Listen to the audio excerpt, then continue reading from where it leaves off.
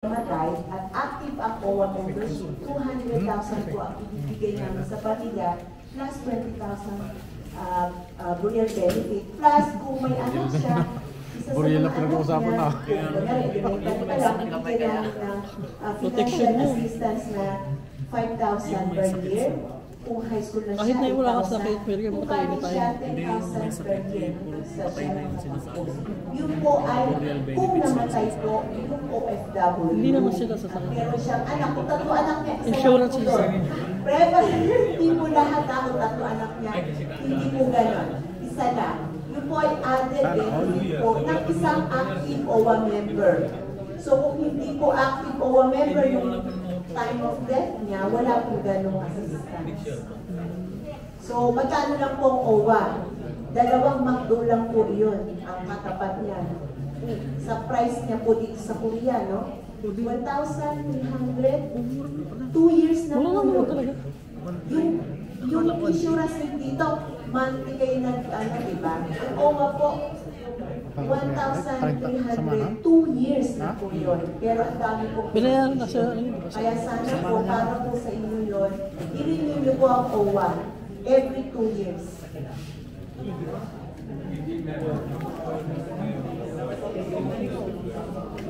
Ang OWA po, dapat po, upon entry nyo sa Korea, kayo po ay worker.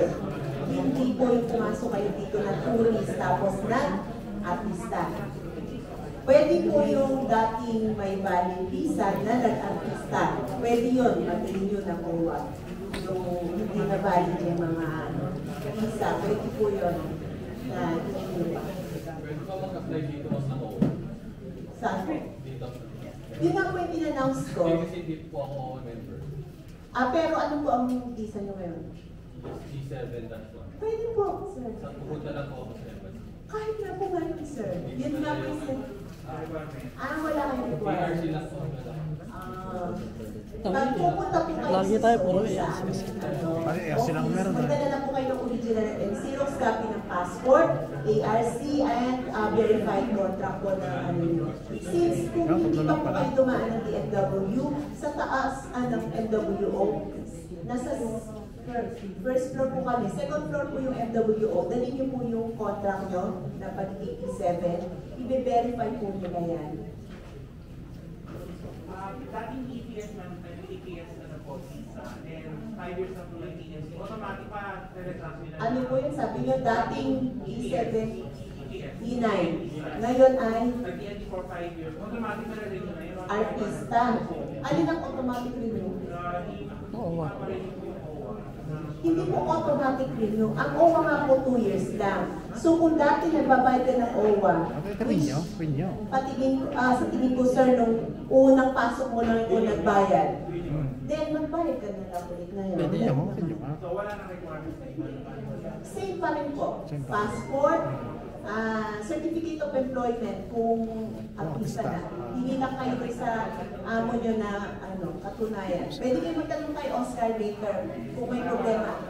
Pwede rin po kung instead of certificate of employment, pwede yung payslip. Kunyari, sa bangko kayo. So, 3 consecutive Ayan po si Oscar, ang aming kasamahan. Pwede po kayo magtanong sa kanya kung meron kayong additional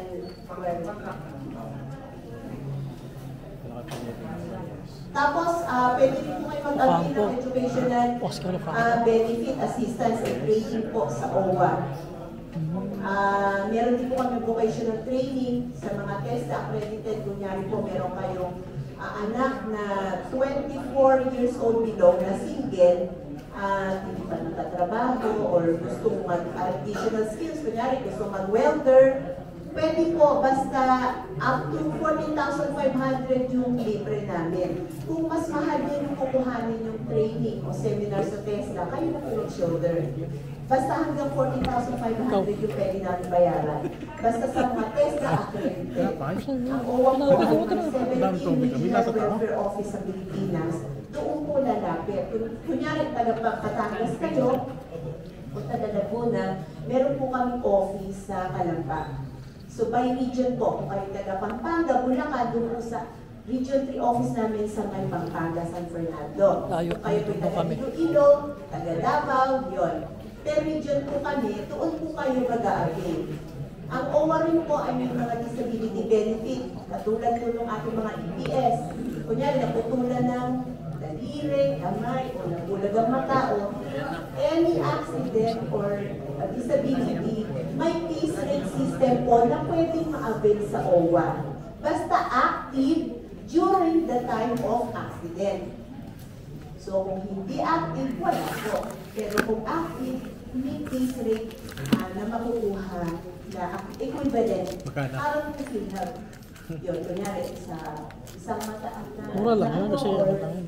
daliri na Additional ano lang kamay, yun. ano po yun, corresponding amount. So, Iba pa rin yung sa insurance. OWA.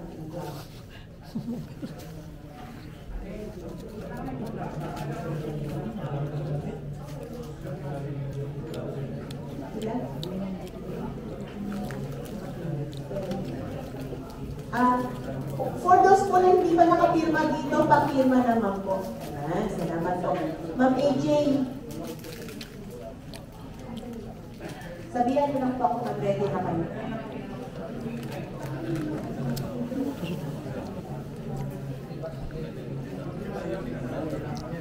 Tanong mo.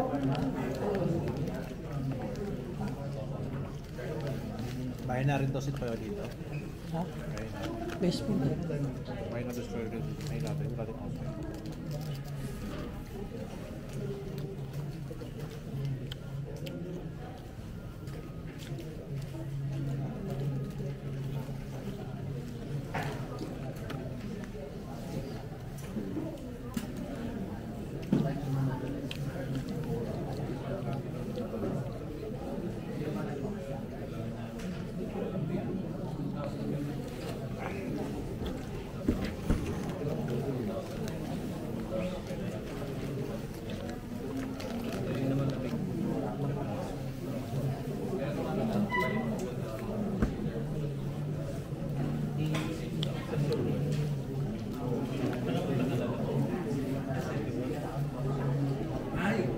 Kasama lang sa atay. Alam na nagkagano, alam na ng OWA nagkagano. Hanggat wala nagkaano ng ayos na papel, hindi yan. Ay, tala. Talinga na dito. Automatic na nalaman ka na, makadala sa iyo na pamilya na. Hindi kailangan mag-i-inform ka pa. Yun nga lang. Dito. Pag mga namatay na may pera, hanapin ka mga anak na. Hanap. Hindi maganda ang sistema dito. Sa atin hindi masyado. Kaya computerized na dito. Pinas hindi. What for good yung nakuha rin? For good? Pa? Tapos ang kontrata for good? Ibang benefits naman. Pahirap. Ibang benefits naman yun. Yun nga yung parang pautangin ka. Kababa Ano yan, lang. naka-video? Yan yung maganda na pinaka-insurance siya. Isa permanent siya. Is that, sasabihin lang, pirma ka lang dito o pasa mo lang yung Pati nga passport pakuha ng mo, mga ARC number. mo. Parang ang O magagarantor sa mga utang sa bangko, tapos biglang siya ang tatakas, kayo na ang may utang. Ilan yung mga milyon ang nagbabayad ng utang ng ibang tao. Pwede na po So, ng number, ingat wala po mga tayo passport, sa saka pagbibigay ng mga mga ARC na. information nyo Bakit nangingi? o Labas ka mga lang. pagdadaran Yun, wag mo ibigay yun. pagdadarantor nyo Yung passport at sa utang ng iba. Marami po kasi gano'n na pagka too good to be true, masyadong malaking tubo. Ingat Saka po marami kayo ano kasi rito, iba ang yung lagi na stress dahil sa mga utang na binabayaran nila dahil hindi naman Pag sila ma-stress, wala ang- mo tayo. So ingat po tayo kasi nahihirapan din po kami mag-ayos ng problema mga kababayan natin na nai-stress. Ma'am Joey, may I request you? So nandito po ang aking mga kasamahan sa OWA, si Miss Joey Pidakan. Siya po ang aming case officer. She's been here for more than 20 years. Lahat po ng mga problema dito, palagay ko kilala niyo po siya. Siya po nag-handle ng ating mga problema sa OWA. Siya po nag-handle, siya po nakipag-usap sa mga pulis and mga labor offices at iba pang mga kapartner agencies ng ating embahada. Ang isa pa po namin kasama, Oscar. Isa po siyang Filipino-Korean. Let's give them a hand. Oscar po ay nag-aral din po sa Pilipinas kaya marunong siya mag-Tagalog. Sila po ang aming stroke team sa OWA. Sila po ang nag-handle ng mga cases. Si Oscar po, translator din po. And yun, nag-case po sila. They work as a team po talaga. They complement each other. At lahat po ng problema namin nasusolve dahil sa pagtutulungan nilang dalawa.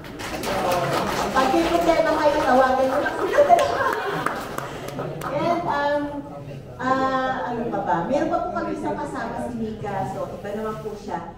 Anyway, ibibigay ko na po ang mikropono kay Miss Joey na ating MC for the day. Thank you. Maraming salamat po sa ating maganda at available na welfare officer. Single po si Ma'am. In case may single dito. Binibenta po namin siya. Magandang tanghali po sa ating lahat. At kami po ay masaya na makasama po kayo ngayong araw na ito. But bago po sana tayo magsimula, nais po sana namin i-request si Father, kaya lang parang umalis na. Babalik ba? Bigyan na lamang natin ang pagkakataon ng presidente ng community na ito na makapagbukas ng ating programa. Maaari po ba namin matawagan si Mr. Leo Segovia para sa isang inspirational open speech na po.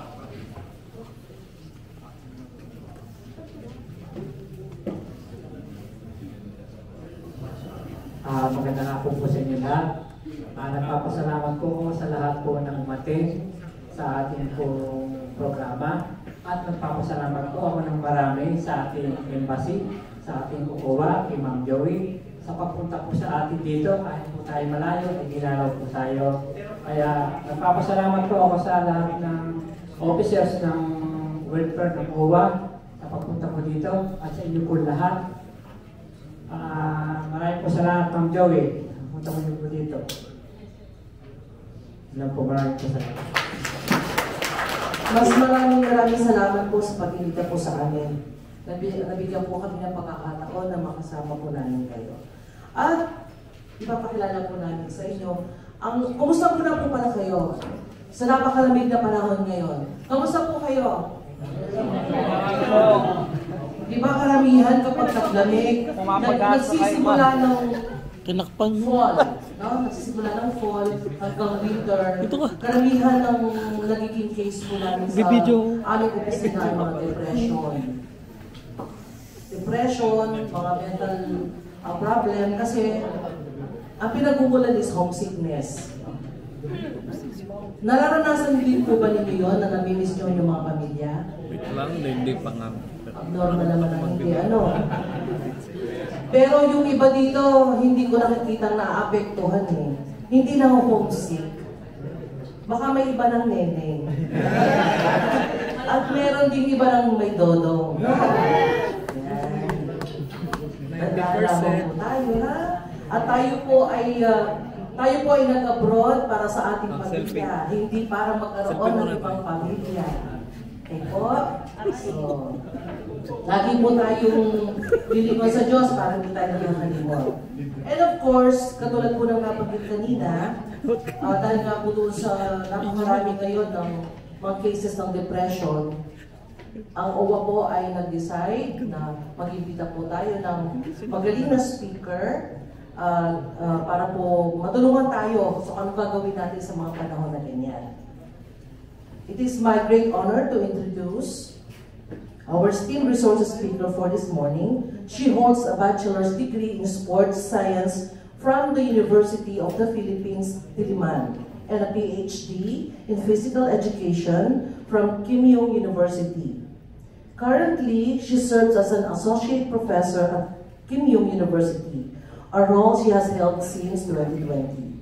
Her academic journeys includes teaching experiences as a part-time instructor at Hannam University in 2011 and at UP Diliman from 2007 to 2009. Our speaker has contributed significantly to her field through various research publications, numerous speaking engagements, and affiliations with professional organizations. She is also an active member of the Association of Filipino Educators in Korea. Please join me in warmly welcoming our accomplished resource speaker, Professor Angelita Cruz.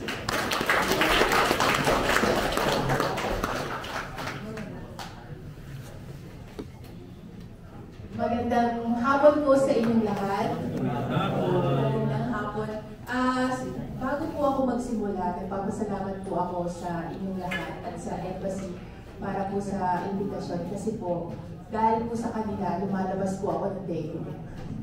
Galing pa po ako ng Daegu, so ang alam natin, sino na po nakapunta ng Daegu?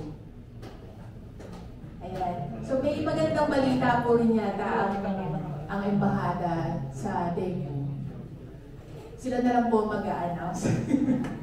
So, ngayon po kasi, meron po ako na QR code kung maaari po sana natin sagutan kung may oras po tayo kasi mas makakatulong po kasi ito sa pag-aaral po ng stress at paano rin po makakatulong ang ating embahada para po sa mga programang maibibigay nila sa atin at sa ating lahat. Salamat po, Ma'am Joey, sa introduction. So ako po ay matagal na rin po dito sa Korea. Since 2009. So more than 15 years na po ako nandito. Pero nakalagi lang po ako sa Daegu. Nakakarating naman po ako ng ibang lugar. Pero first time ko po dito sa area, sa Gwangju. Okay din po siya. So hopefully makapasyal pa po ako. So ngayon po sa ating programa, naatasan po ako na magbigay ng kaunting kaalaman tungkol sa stress management, and how to cope. So kung sasagutan niyo po yung QR code mamaya, meron po mga coping questions po tayo dyan. At kung paano malalaman natin kung kayo ba ay nakasentro sa bahala na or nakasentro sa gagawa ko ng paraan. Mamaya po lalabas din po sa lecture ko. At open po kayo na magtanong habang nag-lecture. Mas maganda po kasi yung nagtatanong. So, hindi ko po alam kung paano ito gawin. Paano ito? Pagbaba. Ay, hindi po ba? Wala po tayong paper.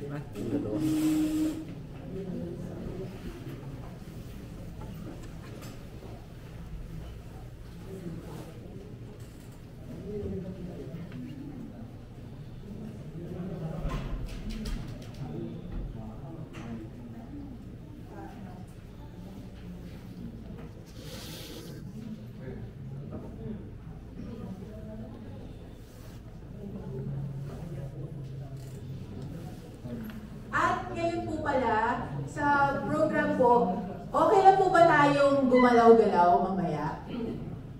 Okay lang? TikTok nyo ba?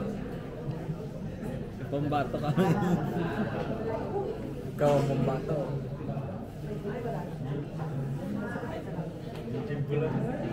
Pang ano natin? Ang labo.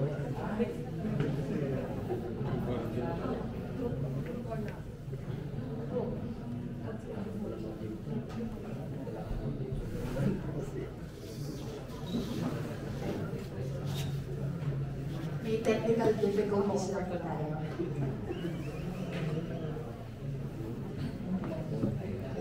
Okay, we're on. Okay, so, once again, I am Angelita Cruz. You can call me AJ. So, yun po yung alam nila na pangalan ko, AJ Cruz na lang po, or Angel. Sabi nga, sinasabi ko po sa mga Korean friends ko na pag ini-introduce ko yung pangalan, sinasabi lagi nila Angel or Angel. Kasi pag nag-spell. So sabi ko na lang, just remind yourself na lagyan nyo na lang ako ng konting pakpak.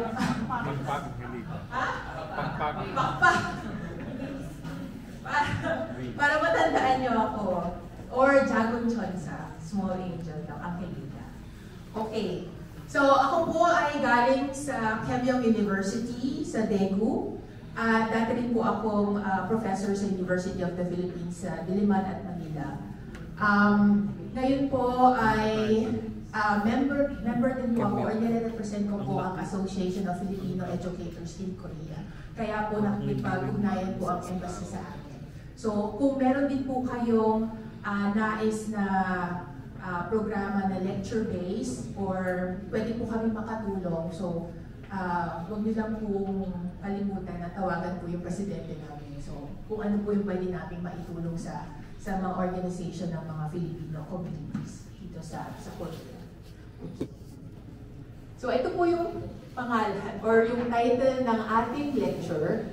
So stress, kamusta na po ang stress level natin? Relax na relax, mamaya tataasan natin ang stress ninyo physically. Okay? And then, kamusta naman po ang ating kalusugan? At yung stress na nararamdaman, ano ang mga bagay na ginagawa natin para ma-cope or anong Tagalog ng cope? Cope mechanism, parang Naku yung Tagalog. ibang gawi, ibang paraan. Anyway, how to cope? Ibang paraan. So ako po kasi, background ko po ay sports science as physical education. So yung mga lecture ko po, or yung mga kaalaman na maibibigay ko po ngayon, ay sa physical education background. Kasi may partner po naman ako na nurse naman po siya. So nursing background naman po. Okay, mga tanong. So nakita niyo po yung picture. So yan yung stress, di ba? So ngayon pa lang, may stress na po ba kayo? So ano po yung mga stress natin? So language barrier, may problema pa po ba tayo sa language barrier? Yes. Sino po yung mga less than a year po dito? Ay, matatagal na. Ako po, 15 years na po ako nandito, pero may language barrier, stress pa rin po ako. Hanggang ngayon, hindi ko po sila maintindihan. Eh, nakukuha ko po sila, pero hindi ganun kaklulo. Okay, discrimination. Meron yan. Yes. Ako po bilang Filipino dito sa Korea, minsan meron pa rin po ako na nararanasan na discrimination. Even sa university, meron pa rin. And then, finance. Pera. May problema po ba tayo sa pera? Ay, relax. May problema sa pera. Hindi po ako solusyon. Okay, work. May problema, ma'am. Punta lang po sa Mabuhay. May marami po bang problema sa work? Okay. Kasama na rin po ako sa inyo. Nakikiayon po ako na marami po problema sa trabaho, lalo po ngayon dahil uumpisa na naman po yung semester. So, nagpapanik na po. At lalo po ngayon sa university. Hindi lang po sa university namin, but sa buong universities ng Korea na bumababa, alam naman po natin na bumababa ang populasyon ng mga estudyante. So kami rin po nasistress doon. Kasi po, sinasabihan po kami na, uy, maghanap kayo ng estudyante na pupasok sa university. So nakaka-stress din po siya. At sinabi po kanina ni Ma'am Joey na sino po ang na-homesick? Konti. Meron po tayo kasi mga different levels. Ako po medyo match na match po yung Korea sa akin eh. So hindi po ako masyado na-homesick. Ano lang po, itong normally during winter lang po ako umuwi. Kasi number 1, pag July, maulan. Magbaha. Pag winter naman, okay lang. Maganda pa rin yung panahon natin. Sa linggo lang po ako last, ito lang pong winter, kakabalik ko lang po. Sino po umuwi sa atin? Ilang weeks po kayo? Every December. Every December din. 2 weeks. ko. Sandali lang po, no? Okay. Okay, so we are going to define what is stress. So we have different sources of stress. So makikita niyo po, ano po itong mga different sources at ano po ang nagmamatch sa atin. So number 1, yung environmental stress. So yung mga stressors natin. Heat, sa day ko, mataas po ang stress level namin. Noise, meron po bang problema sa ingay dito? Yes, yung mga kapitbahay ninyo maiingay. Yung paa, pagkalalakas, maglakad. O kaya, nagcha-chop-chop. Diba? Naku, experience ko yan. Kaya po ako lumipat ng bahay dahil dyan, stress ako eh. Weather, malamig. Actually, dito po sa Korea, ako lang po sa akin yung lamig. Huwag lang aircon. Sa aircon po ako nagkakasip. Nasa stress po. Yan. Pollution, hindi po masyado. Ewan ko lang po sa Gwangju, napipil niyo po ba ang, ngayon po yung micro, mas alam ko na po yung Korean eh, Mr. Okay, at last time yung pandemic, nakasito po nakaabot ng pandemic. Stress sobra. Pero po ako naman, naramdaman din niyo po yung saya nung pandemic. Kasi yung doon po sa pandemic time, yung first few weeks sa Daegu, doon po, alam niyo po ba doon nagsimula ang COVID? Yung nag-boom yung sa church. Okay. So doon po, makikita ko po na exercise po kasi ako ng umaga. Wala po talaga. Parang zombie town yung so, happy po ako. So pandemic environmental stress, depende po sa atin. At number 2, another category of stress, emotional. Yung sa Siguro cases, po, hindi po tayo nararamdaman. Life-changing events na naalala niyo po ba yung unang tapak mo sa Korea? Ano po yung naramdaman natin? Excited! Wow! Lalo na sa Gwangju, malamig. Pero, eventually, so, may mga stressors pa rin. Increased responsibilities, nagpapadala po tayo na kailangan mag-ipon, di ba? Ang alam ko po yung iba, kumakain ng sobrang tipid, puro ramen lang ng ramen kinakain para makapagpadala sa pamilya. Okay. Family illnesses, ako kaya po. Ngayon po kasi medyo stress mataas kasi yung family member ko po may sakit. Yung bayaw ko po may kidney stone, so kailangan po. Stress din po ako. Work-related problems, very normal, and then financial problems. So ito po yung emotional. And then the last category is physiological. So dito rin po ako nagpo-focus. So injury, may na-injured na po ba? Na-aksidente, kahit minor. Kung minor, okay lang po. Pag major events na hospitalize po kayo, medyo stressful siya. Physical effort ng trabaho, okay? Alcohol, yung mga umiinom. Nag-yosi, meron po ba? Aminin, lalo na po sa Korea. Marami. Ang alcohol, of course, alcohol intake can be coping mechanism and also another stress. Okay, so it's also a source of stress for us. Alcohol. Caffeine, lakas magkape. Ako rin po dyan. At actually, yung drugs po, drugs in terms of medication. Okay? Pwede po yung illegal drugs, but medication yung isa rin po siya. Sino po nag-take na medication? High blood, hypertension medication, diabetes. Stress din po sa katawan. Okay? Especially the side effects of those medications. Lalo na po if you're taking steroids. Okay? So, lumalaki, so nasa-stress ang body. So, these sources of stress, it will depend on the severity, so gaano ka-intense, at gaano katagal. So, kung maiksi lang, minsan, okay, yung maiksi, paunti-unti, padami, nakaka-stress na tayo, na-aapektuhan na tayo. Pero naman, na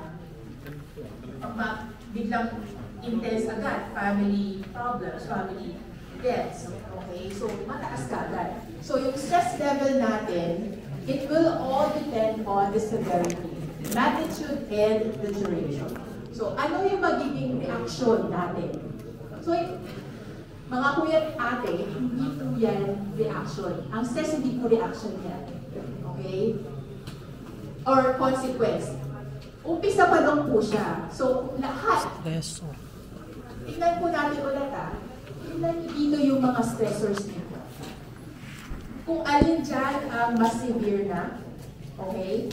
Yung naapektuhan na kayo. Kung nakita niyo yung stressors, ang mangyayari dyan, ang reaction ninyo, either physiological or psychological. So, yung kape. Ano yung mga physiological responses? And cognitive responses. Physiological, ito yung sa katawan, reaction ng body. Cognitive. So, kung may physiological response, meron din pwede maging cognitive or emotional. Outcome, resulta ng mga stressors natin. Number 1, attention span.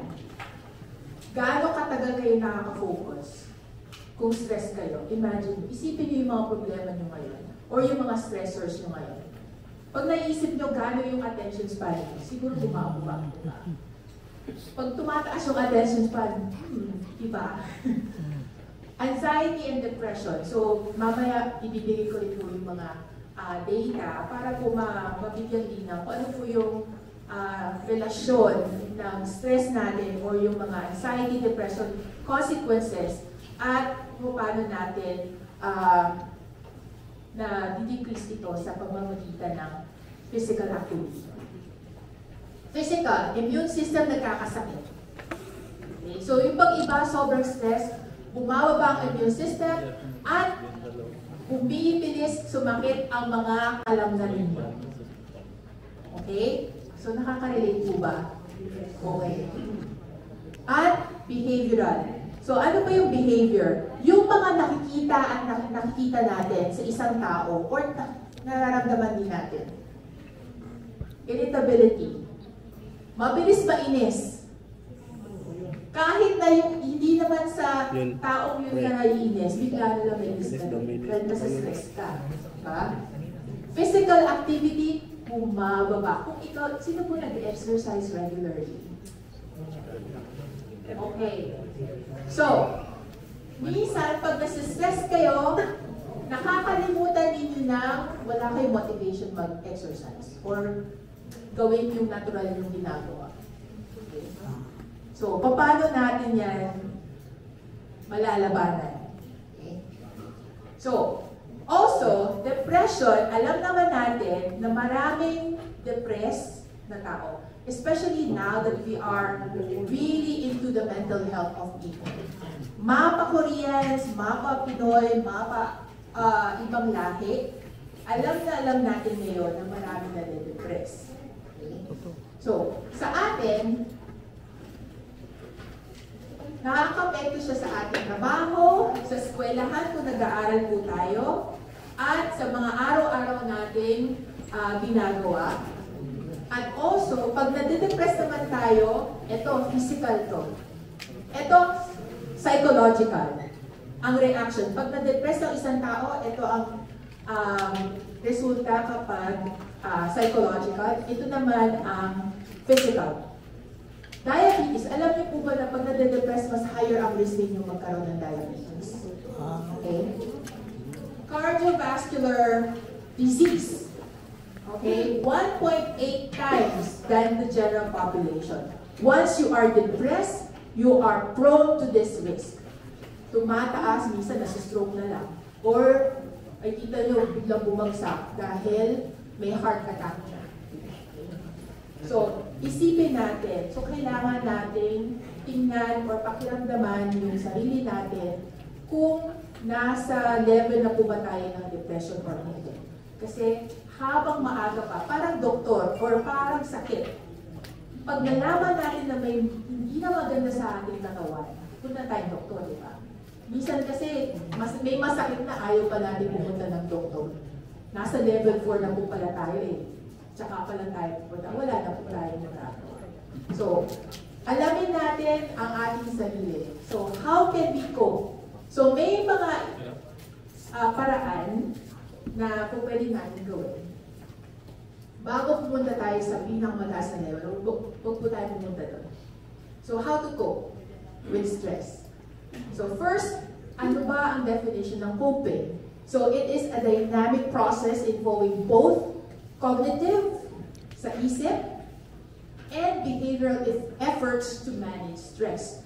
So, psychological and behavior. Ibig sabihin, paano tayo lumalaban sa isip natin at sa ginagawa natin para malabanan ang stress. Nakuha po ba? Psychological and physical or behavior. Yung mga dapat natin gawin para malabanan ng stress or ma-manage ang stress.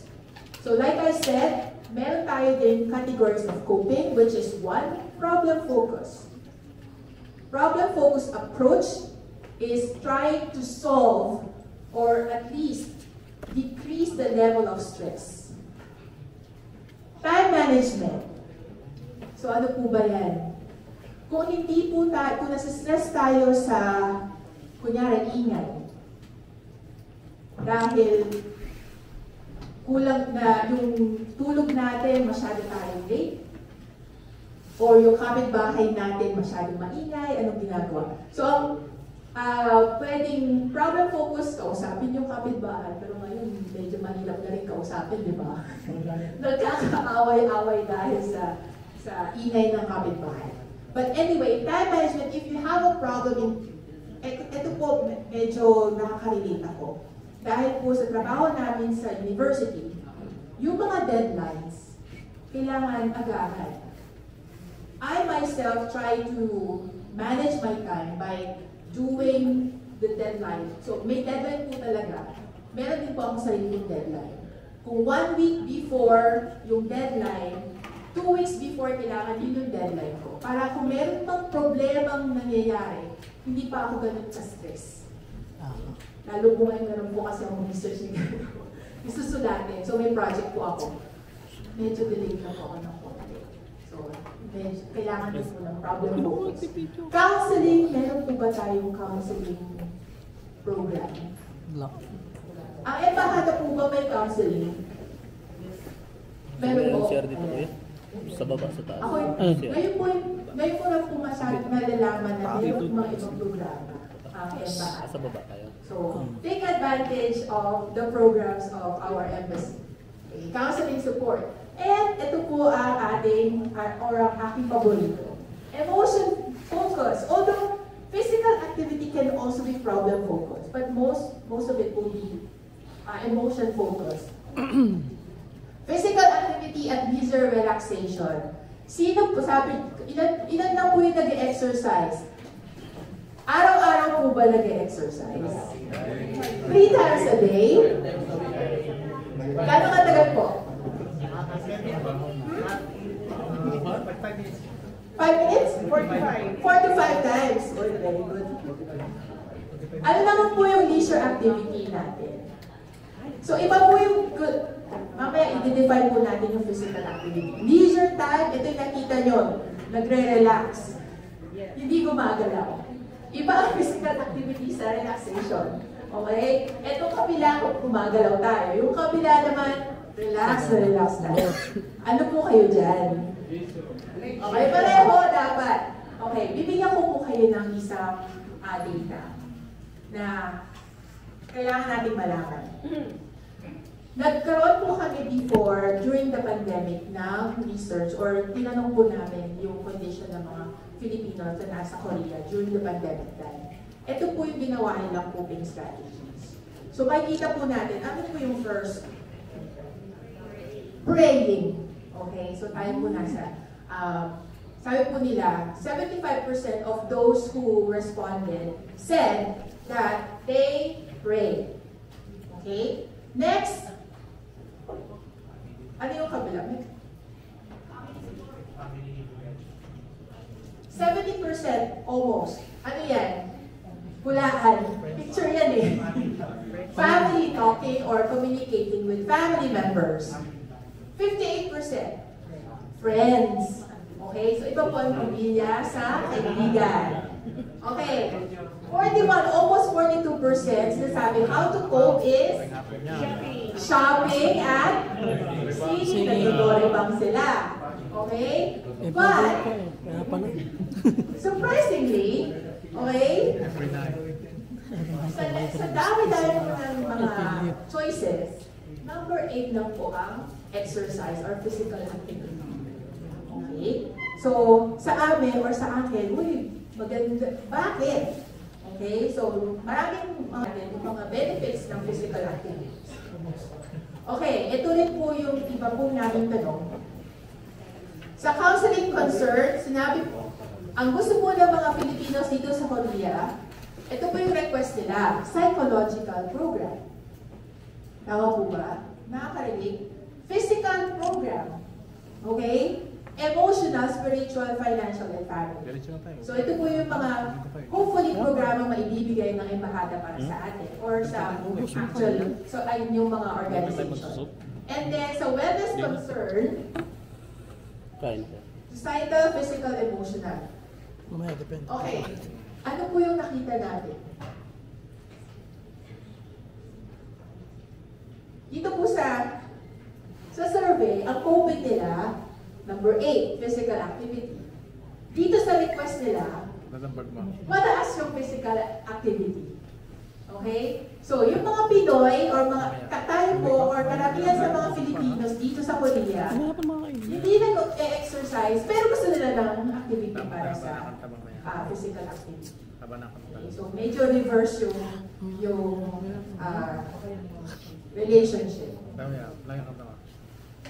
Okay, so ano po ba ngayon ang physical activity? Stress and wellness, ano po yung association among them? Okay? So, ito po siguro back to ano tayo? Back to high school? Ano ba ang physical activity?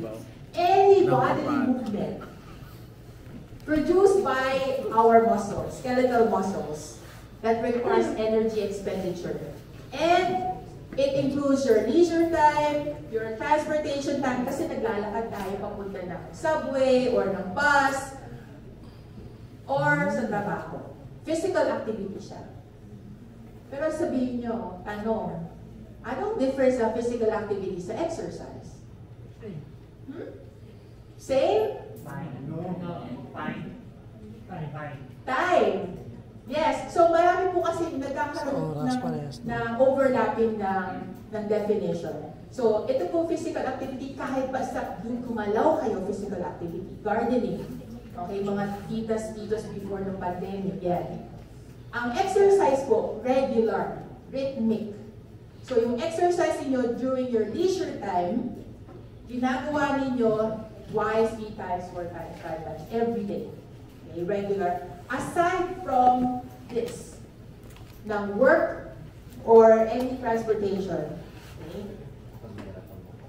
So, ang benefits po ng physical activity, so we know that it can improve our physical health as well as our mental health.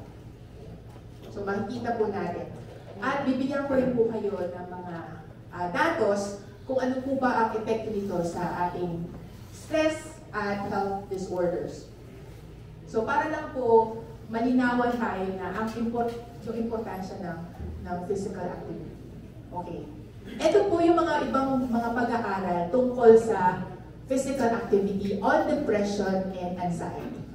Non-clinical, ibig sabihin walang mga sakit. Non-clinical adult population. Okay. So, lahat po ng mga pag-aaral, pinagsama-sama at sinamarize nila. So, ito po yung lumabas. Kapag nag-exercise or we participate in physical activity, it will reduce depression and it will also reduce anxiety. Pero, malaking pero kasi nakalagay dito medium effective. Huwag na po isipin. Pero, ang epekto po ng physical activity ay mas mataas sa mga taong depressed or napapababa ang depression kumpara sa anxiety. Okay? Although may epekto pa rin ang physical activity sa anxiety level, pero mas mataas ang epekto, magandang epekto sa depression. Okay? So, nakukuha po ba? Depression po kasi medyo clinical na yun. Anxiety, negative psychological mindset. At ito naman po, isang pag-aaral sa Korea naman. Okay? Baka po makaka-relate tayo. So, pinag-aralan po nila yung psychological stress and exercise behaviors. So, yung pong mga high stress. So, isipin po natin baka po high stress kayo. O wag naman po sana. Yung pong mga Koreans na ang stress level ay mataas. Sinabi nila, or nalaman nila na hindi sila masyadong nag-exercise. So, sobrang stress, mataas ang stress level, hindi nag-exercise. Lower levels of exercise participation. Lower levels of regular breakfast consumption. Hindi po kumakain ng agahan. Isipin po natin ating sarili. At pag high stress po tayo, or yung mga Koreans, lower levels of smoking. Medyo controversial po itong resulta na to. So, lower levels of smoking din. So, sa kanila po mas maganda yata stress. Sila din sila nagsusmoke. Okay? So, ito po yung lumabas. At ito rin po yung maganda.